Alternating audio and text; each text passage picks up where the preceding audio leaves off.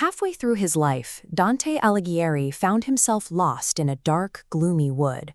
A leopard, a lion, and a starving she-wolf blocked his path, driving him back into the shadows of his own midlife despair. The ghost of the ancient Roman poet Virgil appears to offer a rescue, but Virgil brings terrible news. The only way to escape the beasts and survive the woods is to take a detour straight down through the center of hell. This diagram reveals the scale of the journey.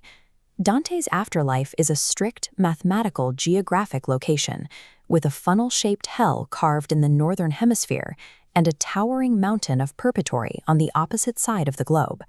The poem serves as a literal blueprint for the soul. To overcome his crisis, Dante must map out and walk directly through the specific depths of his own darkness. The poets pass through gates bearing the warning, "Abandon all hope, ye who enter here," and the ferryman Charon carries them across the river Acheron into the abyss. The upper levels of the descent hold lighter transgressions.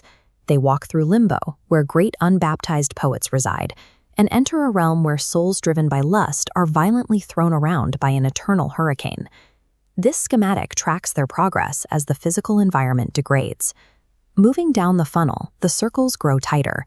They pass open, burning tombs housing heretics and navigate a literal river of boiling blood. In the lower rings, fraud is punished with physical transformations.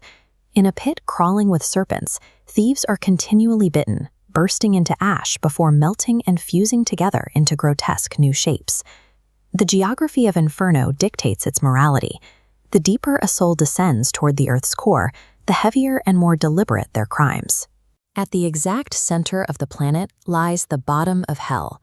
Lucifer is a massive beast trapped in a frozen lake, his 3 mouths eternally chewing on history's greatest traitors. To escape, Virgil and Dante must grapple directly down Lucifer's hairy legs. As they cross the precise center of gravity, their physical orientation flips.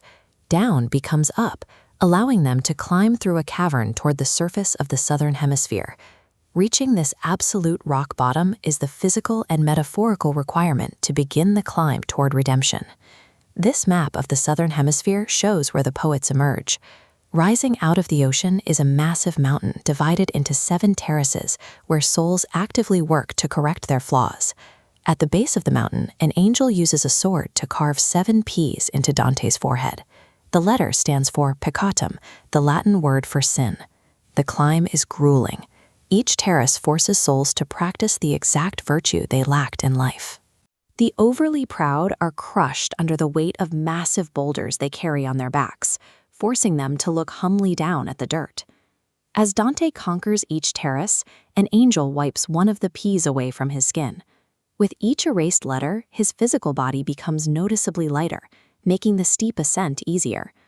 While hell is a place of static suffering, purgatory is a geographical manifestation of effort. It maps the repetitive and exhausting labor required to shed harmful impulses and move forward. At the very top of the mountain, the rocky terrain breaks into the earthly paradise, the original Garden of Eden. Here, Virgil must stop. As a pagan born before the time of Christ, he cannot enter heaven. He slips away silently, and Dante's new guide, Beatrice, descends from the sky on a radiant chariot. Virgil represents human reason and logic, which can diagnose flaws and provide a path to repair. Descending to true paradise requires Beatrice, the embodiment of divine revelation and faith. Defying gravity, they shoot upward, navigating the Ptolemaic heavens, an ancient astronomical model placing Earth at the center. They rocket outward through these spheres in sequence, passing the Moon, Mercury, Venus, the Sun, Mars, Jupiter, Saturn, and finally reaching the fixed stars. Along the way, Dante converses with radiant souls. In the sphere of Mars, he meets Cacciaguida, who prophesies the painful, real-life political exile from Florence that Dante suffered while writing the poem. In the higher spheres, he encounters the spirits of historical saints, like Francis and Dominic, whose earthly devotion elevated them to these distant orbits. Paradiso organizes the cosmos into a rigid structure of joy, intellect, and divine order. The final leap takes Dante outside physical space entirely, into the Empyrean. Beatrice takes her throne. And a third guide, Saint Bernard, reveals the celestial rose, a massive amphitheater seating all blessed souls. Finally, Dante looks directly into the light of God. He describes this ultimate vision as 3 brilliant, overlapping rings occupying the exact same space. His human mind fails to comprehend the geometry of the vision.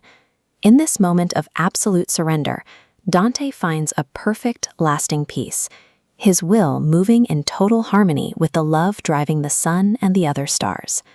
700 years later, this story survives because it maps something deeply human.